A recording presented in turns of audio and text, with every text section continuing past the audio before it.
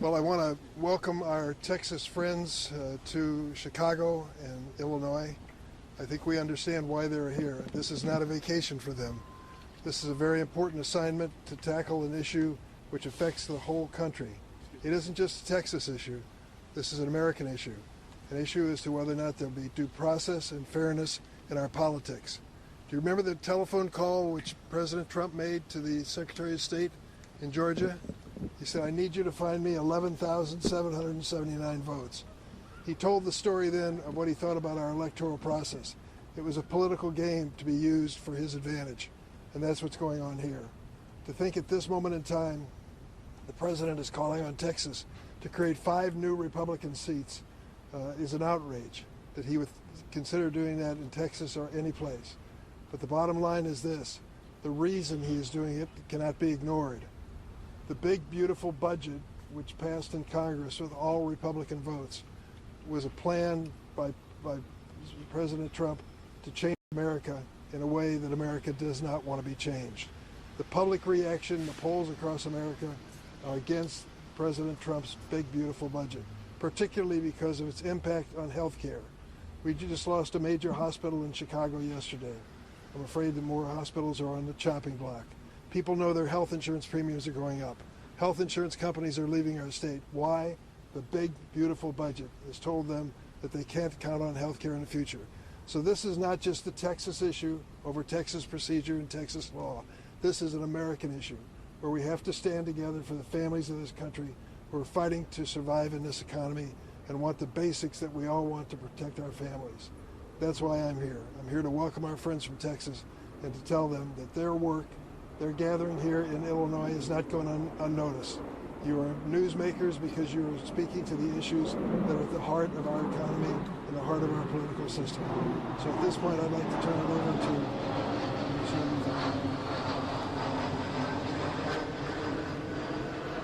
Vice Chair of this group, Mihaela Plaza. Am I close, Mihaela?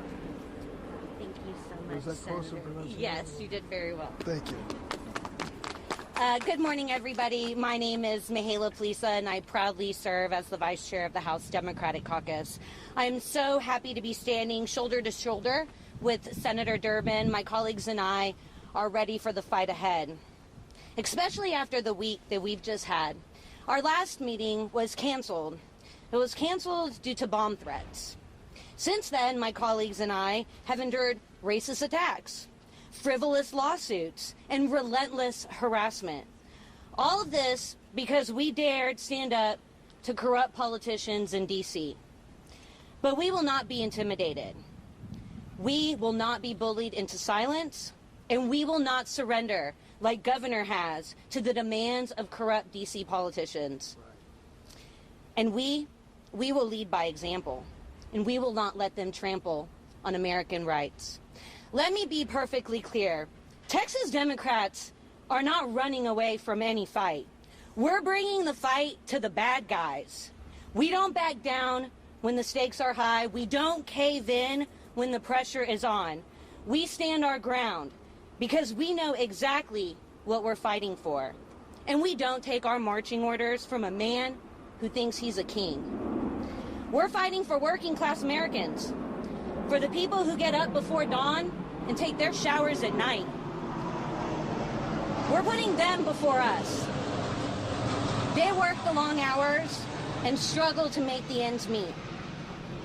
It's about the normal people, the working class people, the regular American people against the billionaires. That's what we're fighting for. It's for parents who want to send their kids to a safe school. It's for women who want to have access to health care. It's for our retirees who just want to retire with dignity. It's to protect Social Security. Texas Democrats are standing for fair maps. We're standing for fair wages and fair chances. We stand in the belief that every Texan, no, every American, no matter their zip code, their race, their creed, they deserve a fair chance. They deserve for their voice to be heard in their government and a stake in their future. This is what it means to meet the moment. to not just react to the chaos that's been thrown our way, but to push forward with courage and with conviction, to lead with the understanding that every decision we're making in this moment touches the lives of millions who are counting on us to hold the line. So we've been tested this week. We've been threatened, but we stand more committed than ever in our goal. Because the truth is, Texans don't quit. And with that, I'd like to introduce my colleague, Representative Retta Bowers. Thank you, Vice Chair Plessa and Senator Durbin. I am State Representative Retta Andrews Bowers, representing House District 113 and proudly serving as the first Vice Chair of the Texas Legislative Black Caucus. Just 1 week ago, we were scheduled to stand alongside Senator Durbin at an event like this to commemorate the 60th anniversary of the Voting Rights Act. But that event never happened. Why? Because our hotel received a bomb threat caused by a direct provocation of our safety. After our location was made public in an attempt to intimidate and silence us.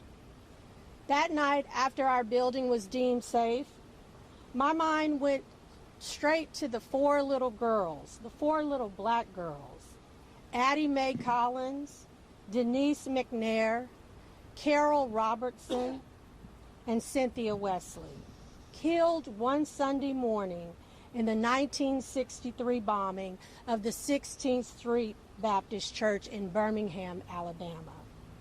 They were targeted because they were a part of a movement for justice.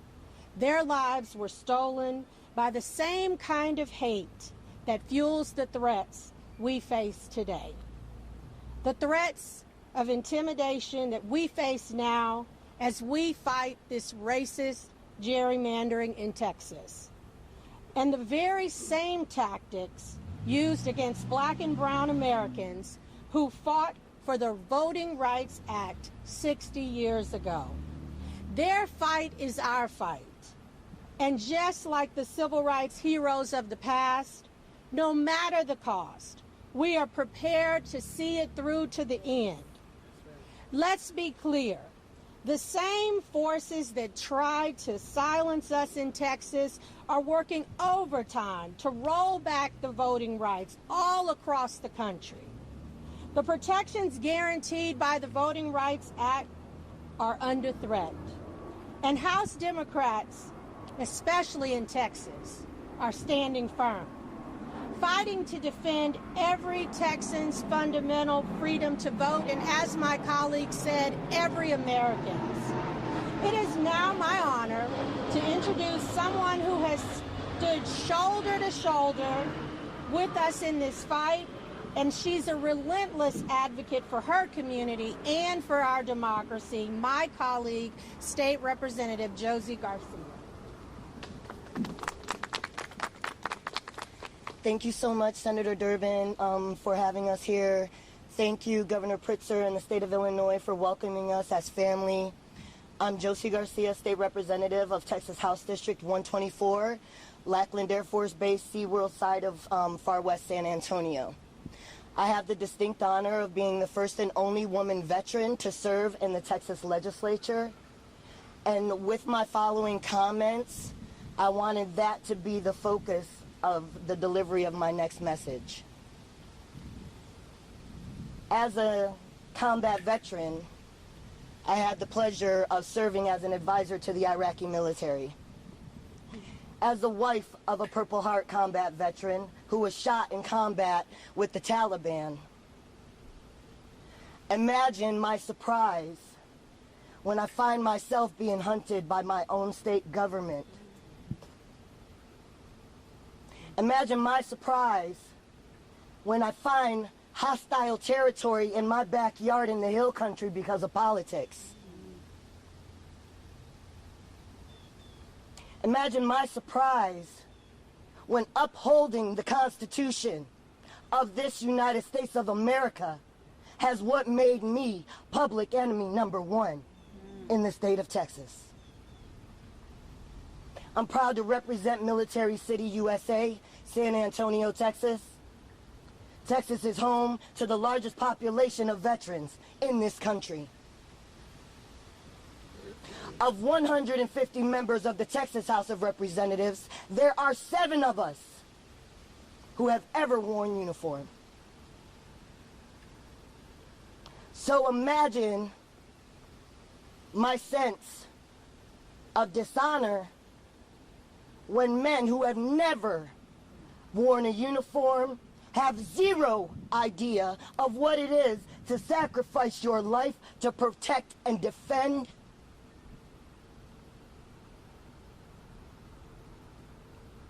I had the utmost honor of being the commander of an elite search, rescue, recovery, and relief humanitarian operation that launched in the Hill Country after the devastating biblical floods that just occurred. On day 1 for us, July 6th, I showed up with 15 people who believed in me. On day 3, we had 1,000 volunteers, specialized search, rescue, recovery volunteers from every branch of the military, every law enforcement agency you can imagine, every acronymed agency came to support my operation because they believed in me and my leadership. I'm here to tell you I was by myself.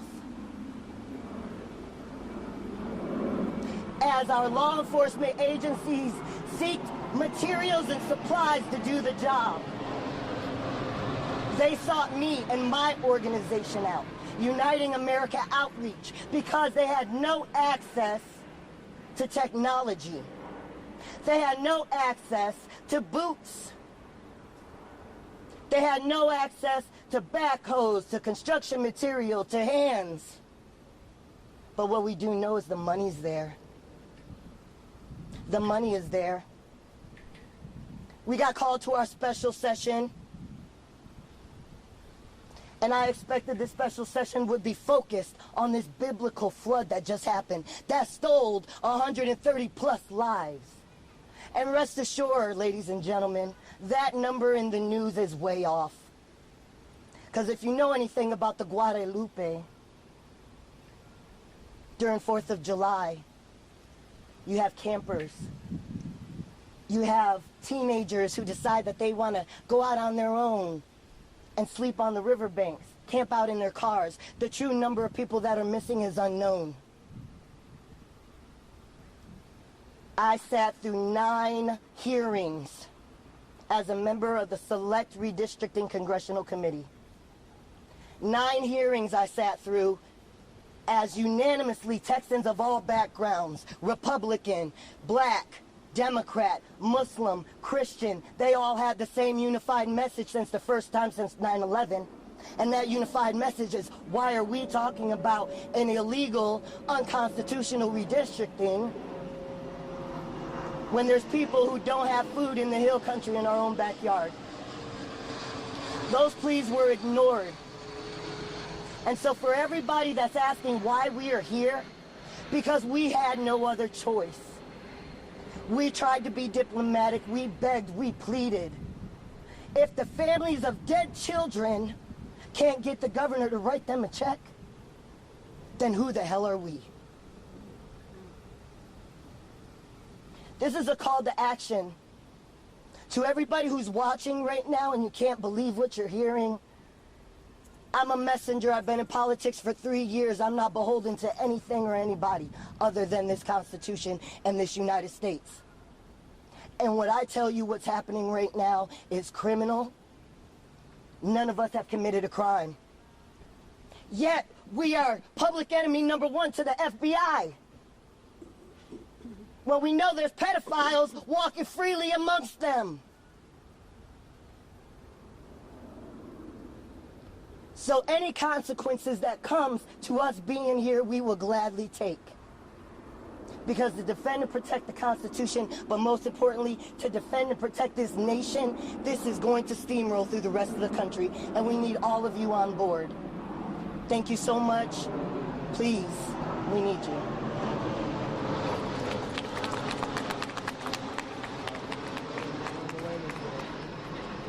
Any questions? I do. Can I On topic first, can you guys give us a sense of your timeline? You know, how long you plan on being here? If there's any sense of any resolution coming forward? I know you've been. So in Texas, after the 140 days regular session, the governor can call us back. He has called us back for 30 days. We intend to kill the first called special session. So August 19th is when that ends. So that's when you plan on going back? That's when negotiations open up again. How willing are you? That's when the session's over. That's when the special session ends. So we hope that the governor will start putting flood victims before political power grabs if he does call another special. He said he'll do special session after special session after special session. Are you able to withstand all of that? Financially and emotionally? You all have families at home? We're going to continue using all of our tools. I want to be clear. We have said from the beginning, our objective here is to deal with the corruption of this special session. We're hoping that the next special session does not also have to be corrupt. And that is entirely upon Governor Abbott and the Republican leadership of that state. The people of the state of Texas have been crystal clear, including Republicans. They do not support what they are doing. They do not support them rigging the system. They do not support them lying, cheating, and stealing. Even Republicans want things to be fair. They want people to follow the rules. We have laid out the case of why Governor Abbott needs to listen to the people of the state of Texas. If he does not, if he simply calls another special session to do things that are selfish, things that are for him, things for his buddies, that's up to him. We can't make him be a better leader, but we can always hope. So if he separates that bill, the flooding from the redistricting, will that prompt you to go back? We have said point blank, time after time after time, that if Governor Abbott says we will take care of the people of the state of Texas first, if he makes that commitment today, we'll be back. All we want him to do is actually listen to the people and do what they ask. That's it. About the financial piece of it, if I may real quick, when we're talking about the financial piece of what's happening right now, keep in mind that it costs a lot of money to call a special session, but what also costs a lot of money is sending 4 unmarked officers, agents to my home, where you know I have special needs children and a husband who has PTSD, and you know I'm not in the state, but you're going to exacerbate our resources of an already taxed law enforcement agency to go and do this performable theater of tax-funded waste. This is fraud, waste, and abuse in its purest form, and that needs to stop immediately. Can you all raise your hand if you've heard that your families are being watched by law enforcement or something? Everybody. I've already had state troopers at my home this morning. This morning Multiple days in a row. and last night. Senator, if we may ask an off-topic question, can we get your reaction to the president's decision to federalize the D.C. Police Department and deploy the National Guard? First, let me tell you, I am sympathetic and feel a bond to the victims of violent crime wherever they occur, in the District of Columbia, in Illinois, in Texas, and in any state. Having said that, what the president did this morning was political theater. His idea in federalizing the police force of D.C. ignores the reality. They are making dramatic progress in reducing violent crime in D.C. So it's a typical move by this president to create chaos and uncertainty and to draw the attention from other issues like Jeffrey Epstein and his papers, draw the attention away from the concern of American families that health care is beyond their reach and the cost of living is beyond their reach. He's trying to change the subject. He won't be able to do that. Are you concerned Chicago will be next, especially given the deployment of the National Guard troops? I can't predict where this president will move next, but I will tell you, this is no way to solve the problem of violent crime. Is what he's doing legal? It is legal under the Home Rule Act. For 48 hours, he can federalize the D.C. police force. Then it can be extended another 30 days and then it takes an act of Congress. He also vowed to end no cash bail in Chicago. Any reaction to that? He's rewriting laws in every state. He should focus on the laws he's responsible for. The big, beautiful budget, so to speak, is a bill that's devastating to the American economy, and the American people know it. He ought to address that. But, can we have a discussion that what Trump is doing right now in terms of federalizing local police force, what Governor Abbott is doing using the state guard, what Ken Paxton and John Cornyn are doing, calling in the FBI. This is all together one piece. This is about the rise of authoritarianism in our country. This is about saying that we don't care what your local city wants. We don't care what your state wants. We don't care what you do that's good for your people. We're going to tell you what to do. And this is not just a blue state issue. This is going to come to red states just the same. Texas is a state that is violently proud of our independence, whether you're a Democrat or a Republican. And you're watching the leaders who in years past, no matter if the president was a Democrat or Republican, they say, we're going to do what we want, thank you. Now just casually bending the knee to them without even a second thought.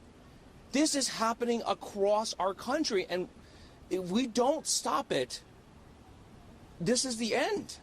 If we don't stop this authoritarianism coming across, by the time we realize that we need to fight back, it may be too late. They may have everything under control. Any other questions? Can anybody talk about the Adams County lawsuit? Is that something? What is that? I'm not worried about it. You're not worried about it? I'm not aware. That's the one. The Texas folks have gone to Adams County to say we want these Texas Democrats, Adams County, Illinois. Oh, that's the Illinois suit. It's a frivolous lawsuit. Yeah. No. It's frivolous. Short answer is no. I mean, I apologize. That's all right. They have filed so many frivolous lawsuits, we have lost track of them. I mean, like, as an attorney, it's real easy to respond to things that are sensible, right? It's real easy to say, hey, somebody sued you, you just file the response. But when the stuff they file is so bizarre, so wrong, like our attorneys are like, we don't even know where to start to say every single thing that they're doing is just illegal and wrong and unconstitutional. It's like they're saying that like the American people are just too dumb to know what we're doing, we'll fool them. But like any cursory look at everything they're filed, from the stuff in California to the stuff in Illinois, even the stuff in Texas, is nonsense. Yeah, like these are adults that we elected to govern us, and they're just treating our country and our system of government like it's a joke. They're just using it to play around with, batting it back and forth like a kitten. It's insane that these people are our leaders. Senator, to follow up on question I asked you before, President Trump apparently also said this morning, we have many cities that are bad. When you look at Chicago, given that, they've sort of made a target out of Chicago, are you concerned about essentially actions that could be taken here going forward? President Trump was hoping you would ask that question, and that's why he said Chicago. He always mentions Chicago in his litany of cities. What a coincidence that they all happen to be in blue states. That's where he focuses his political attention. I am concerned about crime, as I'm certain everyone here is. But the bottom line is chaos is not the answer. This sort of theater of the absurd in politics is not the answer. Federalizing the police force of America is not the answer. We need to work on programs that do work in communities like D.C. and Chicago. Okay? Thanks, everybody.